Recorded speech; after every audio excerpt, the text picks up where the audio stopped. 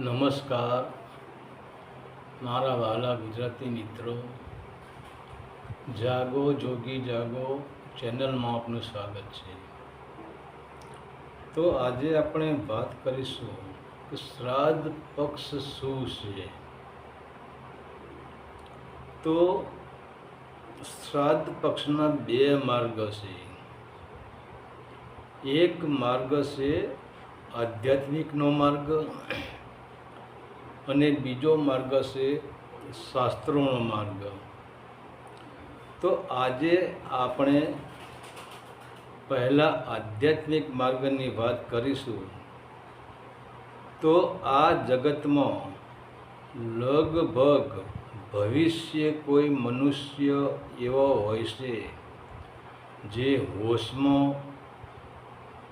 મરે છે, બાકી બધા જ બેહોશીમાં જ મરે છે।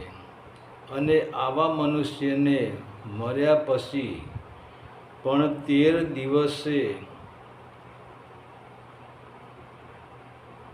પાક્કી ખાતરી થાય છે કે હવે મારે અહીંનો સંબંધ પૂરો થઈ ગયો છે, કેમ કે મૃત્યુ પછી પણ તેના સૂક્ષ્મ શરીરમાં સંપત્તિ પ્રત્યેનું, પરિવાર પ્રત્યેનું આકર્ષણ હોય છે અને 13 દિવસે આ આકર્ષણ તૂટી જાય છે અને પછી તે જીવાત્મા તેના કર્મ પ્રમાણે બીજા મા બાપને શોધી લે છે, બીજા ગર્ભમાં પ્રવેશ કરે છે। ત્યાર પછી તેને આગલા જન્મનું વિસર્જન થઈ જાય છે, આગલા જન્મની વિસ્મૃતિ થઈ જાય છે। તેને કંઈ પણ યાદ રહેતું નથી। હું અહીંનો હતો, હું આવો હતો, હું તેવો હતો, હું અમીર હતો, હું ગરીબ હતો, આ મારી પત્ની હતી, આ મારા બાળકો હતા, આ મારી સંપત્તિ હતી। પ્રકૃતિનો નિયમ જ છે, એના પર એક પડદો પડી જાય છે અને કંઈ જ યાદ રહેતું નથી। તો અને તમને એ ઓળખી શકતો પણ નથી। તમારે અને એને કોઈ જૂનો સંબંધ રહેતો નથી અને તમે તેનું શ્રાદ્ધ કરો છો તેની પણ તેને ખબર હોતી નથી। કેમ કે આપણે જોઈએ છીએ, મને એક વાતની ખ્યાલ છે કે અમારા અહીંયા એક દાદા હતા, ત્યારે મારી ઉંમર બહુ જ નાની હતી, લગભગ હું 10-12 વર્ષની મારી ઉંમર ટાઈમે હશે। ત્યારે એ દાદા જ્યારે જીવતા હતા, એમના છેલ્લા શ્વાસ ચાલતા હતા, ત્યારે એમને એમના દીકરાને આમ ઈશારો કર્યો કે મારે પાણી પીવું, આમ ઈશારો કર્યો પાણી પીવું છે। તો દીકરાએ માટીના ઘડામાંથી એક ગ્લાસમાં પાણી આપ્યું, દાદાએ એક ઘૂંટો પાણી પીધું અને દાદાનું જીવન પૂરું થઈ ગયું। દાદાનો જીવાત્મા અંદરથી નીકળી ગયો, મતલબ દાદાનો આત્મા અંદરથી નીકળી ગયો। તો પછી એ દાદા બીજો ઘૂંટો પાણી પી ન શક્યા, પણ એ પાણીનું પાલું તો આમ થઈ ગયું, ઢોળાઈ ગયું, એમના ઢીંચણ ઉપર પડ્યું, એમની સાથળ ઉપર પડી, એમના કપડા પર પાણી બધું ઢોળાઈ ગયું। તો હવે વિચાર કરી લો કે એક જ સેકન્ડ પહેલાં, સેકન્ડના 100મા ભાગ પહેલાં એ દાદાએ પાણી તો પીધું છે, એક જ ઘૂંટો પાણી પીધું છે અને બીજો ઘૂંટો એ પાણી પી શક્યા નથી। કહેવાનો મતલબ, જેમને એક શ્વાસ અંદર તો એમને લીધો છે, પાણી પીધાની સાથે જેમને એક શ્વાસ અંદર તો એમને લીધો જ હશે અને એ શ્વાસ એમને બહાર છોડ્યો છે, પછી બીજો શ્વાસ પણ એ લઈ શક્યા નથી કે બીજું પાણી પણ એ પી શક્યા નથી। તો હવે આપણે વાત કરીશું કે જો આવું જ બની શકે, આધ્યાત્મિક માર્ગમાં આ વિષય ઉપર જ ચર્ચા કરવામાં આવે છે કે જો આવું જ બને તો પછી શ્રાદ્ધ પક્ષનું શું? તો પહેલાં તો આપણે શ્રાદ્ધ શબ્દને જાણી લઈએ।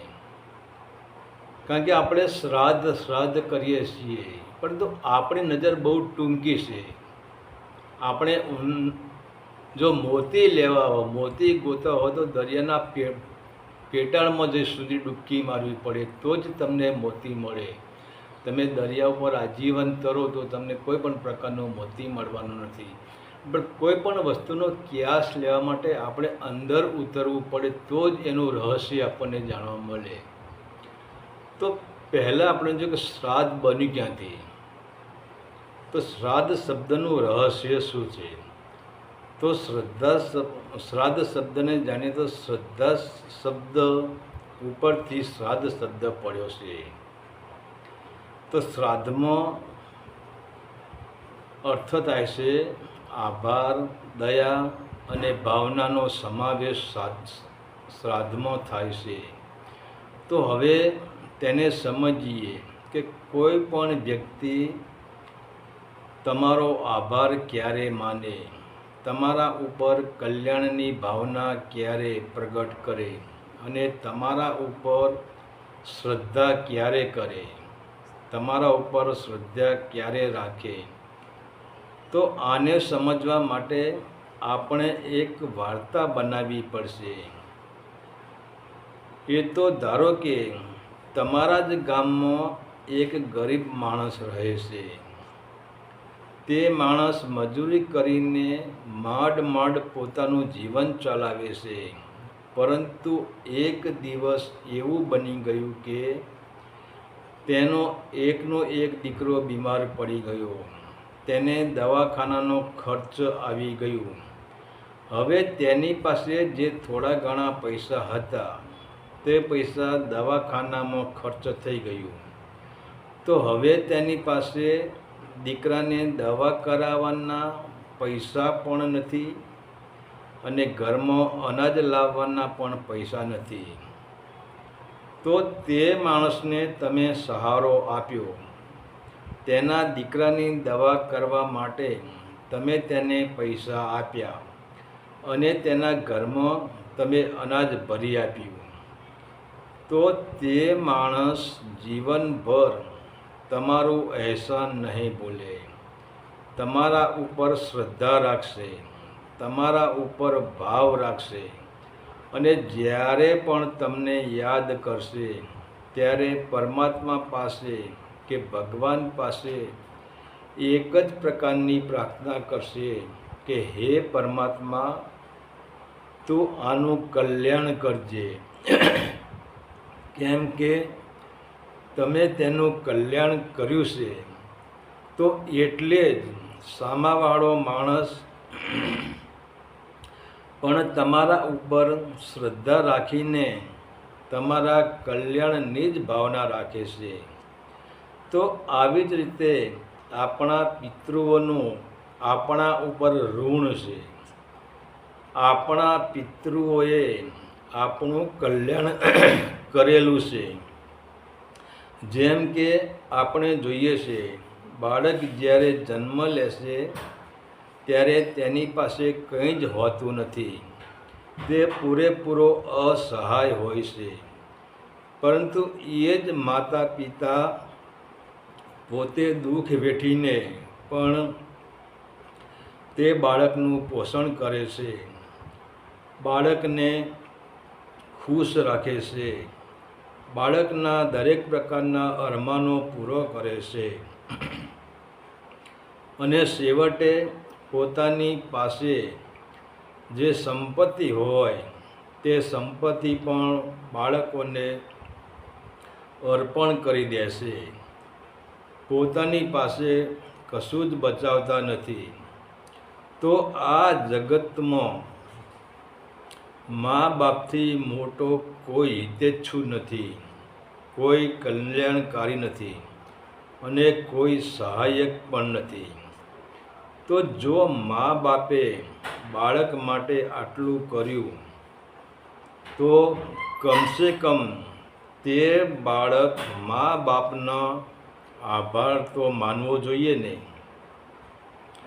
મા બાપના કલ્યાણની ભાવના રાખવી જોઈએ અને મા બાપ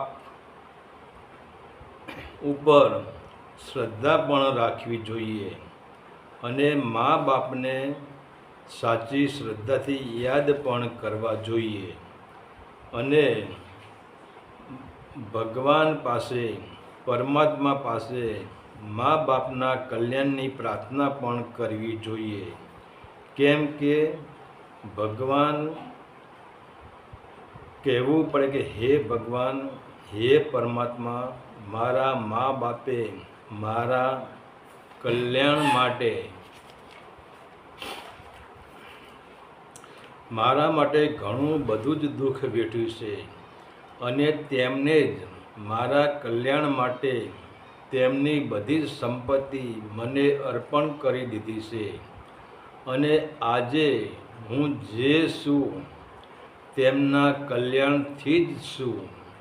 મારી પાસે જે સંપત્તિ છે, હું આજે સુખી જીવન જીવી રહ્યો છું. આ બધું જ મારા મા બાપની કૃપાનું જ ફળ છે. માટે હે ભગવાન, હે પરમાત્મા, મને તમારા ઉપર પૂરેપૂરી શ્રદ્ધા છે કે જેમ મારા મા બાપે મારું કલ્યાણ કર્યું, પરંતુ તે હવે મારી પાસે રહ્યા નથી, તો હું તેમનું કલ્યાણ કેવી રીતે કરી શકું? પરંતુ હે ભગવાન, હે પરમાત્મા, મારી પૂરી પ્રાર્થના છે, મારી પૂરી શ્રદ્ધાથી તમને હું પ્રાર્થના કરું છું કે મારા મા બાપના જીવનમાં ગમે તે યોનિમાં હોય તો પણ ભગવાન તમે તેમનું કલ્યાણ કરજો અને આજ પોતાના મા બાપ ભાઈની સાચા હૃદયથી ભાવના પ્રગટ કરવા, સાચા હૃદયથી તેમના ઉપર શ્રદ્ધા રાખવા માટે જ શ્રાદ્ધ પક્ષનું આયોજન કરવામાં આવ્યું છે અને તે પણ 16 દિવસ લીધા છે. તેનું એક જ કારણ છે કે દરેક મનુષ્ય અમાસથી લઈને પૂનમના વચમાં આવતા આ 16 દિવસમાં જ મૃત્યુને વરે છે, મૃત્યુને પામે છે. તો શ્રાદ્ધ પક્ષ તો પિતૃઓની યાદ છે, પિતૃ પ્રત્યેની શ્રદ્ધા છે અને પિતૃ પ્રત્યેની ભાવના છે અને ભગવાનને કે પરમાત્માને તેમના કલ્યાણની ભીખ માગવાનો પવિત્ર દિવસ છે. તો ખરેખર આપણે જોઈએ તો ગમે તે પિતૃ હોય, અમાસથી લઈને પૂનમ, એટલે એકમથી પૂનમના 15 દિવસ અને અમાસનો 1 દિવસ, અમાસ ખૂટતી હતી એટલે અમાસને પણ ભેગી લઈ લીધી. તો કોઈ પણ મનુષ્યનું જો જીવન પૂરું થાય છે તો આ 16 દિવસની અંદર જ થાય છે. હવે આપણે જુઓ કે શ્રાદ્ધ પક્ષમાં તારીખ લીધી નથી, ખાલી તિથિ જ લીધી છે. એકમથી પૂનમ એટલે 15 દિવસ. તો જે અમાસે મરી ગયું એનું શું? એનું શ્રાદ્ધ તો બાકી રહી જાય, એને યાદ કરવાનું તો બાકી રહી જાય. એટલે અમાસને પણ ભેગી લઈ લીધી એટલે 16 શ્રાદ્ધ થઈ ગયા. એટલે 16 દિવસમાં પૃથ્વીનો પ્રલય થાય છે, 16 દિવસમાં મરી જાય છે. અમાસથી પૂનમ એટલે પૂરું થઈ ગયું, બધું અંદર આવી ગયું. 16 આ પૃથ્વીનું ચક્ર 16 દિવસનું છે. તો હવે વિચાર કરો કે શ્રાદ્ધ પક્ષમાં આધ્યાત્મિક માર્ગમાં જોઈએ તો આપણે આગળ વાત કરી કે એક ગરીબ માણસને દીકરો બીમાર પડ્યો, તમે એને મદદ કરી, એના દીકરાના દવાના પૈસા તમે આપ્યા, એના ઘરમાં અનાજ ભરાવ્યું, તો એ તમારો આભાર માનવાનો છે, તમારા પર શ્રદ્ધા રાખવાનો છે. તો સંતોના મત પ્રમાણે શ્રાદ્ધ પક્ષ એટલે કે આપણા પિતૃઓ જ્યારે હયાતમાં હતા ત્યારે એમને આપણા માટે, આપણા કલ્યાણ માટે ઘણું બધું જ કર્યું છે. નથી કર્યું એવું કંઈ નથી. તમે મનમાં તમારા માઇન્ડમાં એવો વહેમ કે મારા બાપે મારા માટે કંઈ ના કર્યું તો એના પર લાલ ચોકડી મારી દેજો. તમારા બાપે તમારા માટે બધું જ કર્યું છે.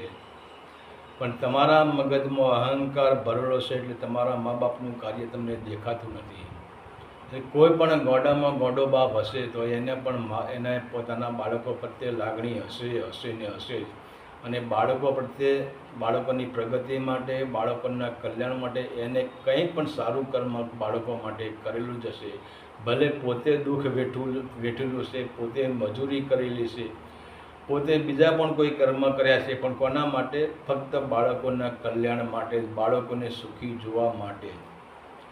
તો હવે જો આપણા પિતૃઓએ, આપણા મા બાપે આપણા માટે આટલું બધું કર્યું અને આપણને જ્યાં સુધી એમનો દેહનો વિલન ના થયું, જ્યાં સુધી એ મરી ન ગયા, મરતા પણ એમની નજર બાળકો ઉપર હતી કે શું કરું ને મારા બાળકનું કલ્યાણ થાય. જો આટલી હદ ઊંધી આપણા મા બાપે આપણા ઉપર કલ્યાણની ભાવના રાખી હોય તો શું આપણે એમના પર શ્રદ્ધા ન રાખવી જોઈએ? આપણે એમના પ્રત્યે ભાવ ન રાખવો જોઈએ? આપણે એમને યાદ ન કરવા જોઈએ? આપણે પરમાત્માને ભલે આપણી જોડે તો છે જ નહીં, આપણાથી વિખૂટા પડી ગયા, પણ આપણે પરમાત્મા પાસે એમની કલ્યાણની માગણી ન કરવી જોઈએ? બધું જ કરવું જોઈએ. તો એના માટે એક સંતોએ 16 દિવસ નક્કી કર્યા છે કે શ્રાદ્ધ પક્ષનો 16 દિવસ રાખો, જેથી કરીને મનુષ્ય પોતાના જે ગુમાવેલા મા બાપ છે, જે એમનું કલ્યાણ કરીને જે મા બાપ ગુજરી ગયા છે, એ મા બાપને એ યાદ કરી શકે.